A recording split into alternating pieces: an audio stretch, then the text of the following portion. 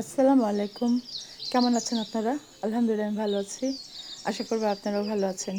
দেশের বাইরের যে যেখান থেকে দেখছেন আমার সকল শুভাকাঙ্ক্ষী বন্ধু-বান্ধব, ভাই-বোন সবাইকে অনেক অনেক ধন্যবাদ ভালোবাসা জানিয়ে আজকে রান্নায় চলে যাচ্ছে লাউ শাক। শীতের মধ্যে কিন্তু খুব মজা।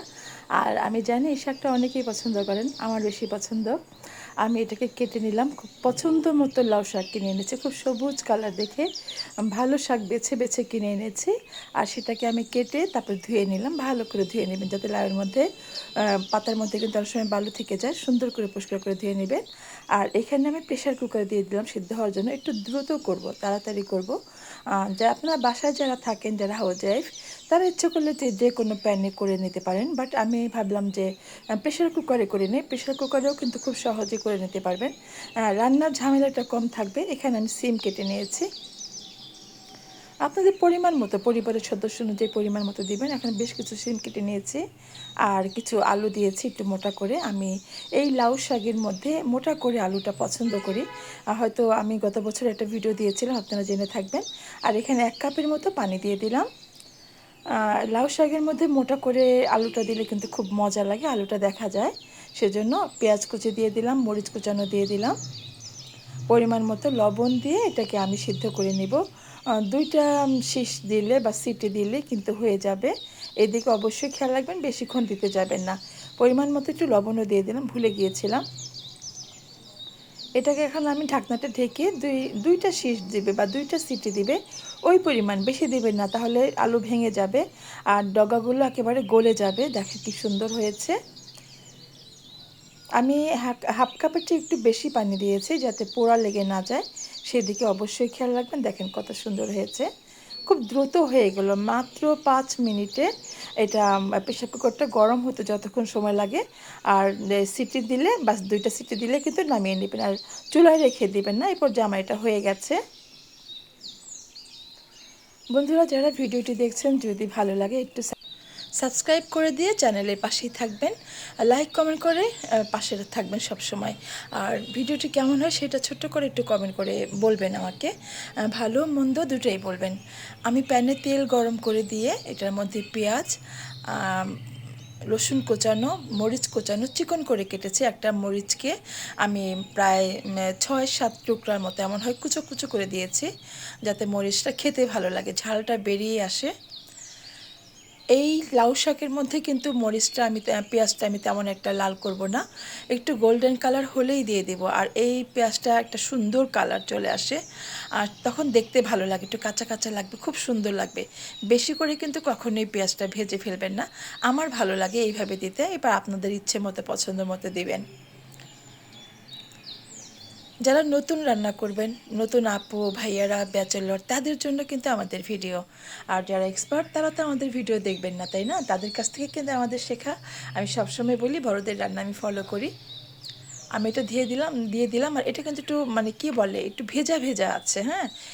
একটু মানে কি বলে, মানে একটু আর্দ্র আর্দ্র ভাব আছে। একেবারেই পানিটা আমি ড্রাই করে নেইনি। ড্রাই করে ফেললে সেই শাকটা আসলে আমার পছন্দ না। আমি একটু ভেজা ভেজা শাকটা পছন্দ করি, আর খেতে কিন্তু অসম্ভব মজা লাগে। আমি যেভাবে রান্না করেছি ঠিক সেম রেসিপি ফলো করে একটু খেয়ে দেখবেন যে এটা কতটা মজার, কতটা টেস্টি হয়। লাউ শাক তো আমরা সবাই খাই, ঘরে ঘরে গ্রাম বাংলার সবাই খাই, তাই না? কিন্তু সবার হাতের রান্না কিন্তু একই রকম হয় না। এটা জোর দিয়ে বলবো, এটা রুচি অনুযায়ী রান্না করতে হয়।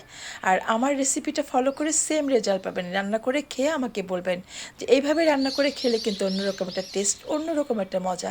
আমার তো ভালো লাগে, আমি এইভাবে করে খাই। বছরে 1-2বার আমি লাউ শাক এইভাবে অবশ্যই রান্না করে খাবো।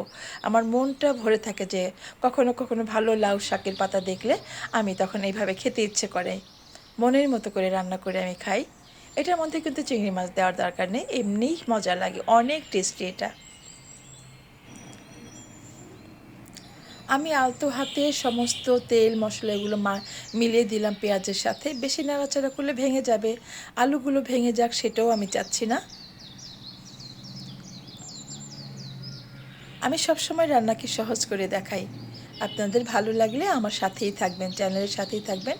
মনে হচ্ছিল আর একটু লবণ দেওয়া দরকার, আমি একটু লবণ দিয়ে দিলাম। আর বরাবর আমি বলি আমি লবণ 2বার চেখে দেখে তারপরে লবণ দেই, লবণে যাতে কোনো হেরফের না হয়। লবণ কম বেশি হলে আপনার রান্নার টেস্ট শেষ হয়ে যাবে। কালারটা দেখেন কত সুন্দর হয়েছে। আমার রান্নাটা কিন্তু হয়ে গেছে।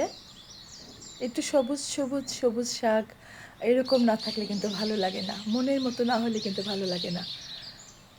অনেক মজার, অনেক টেস্টি হয়েছে। আপনারা এইভাবে ট্রাই করে দেখবেন।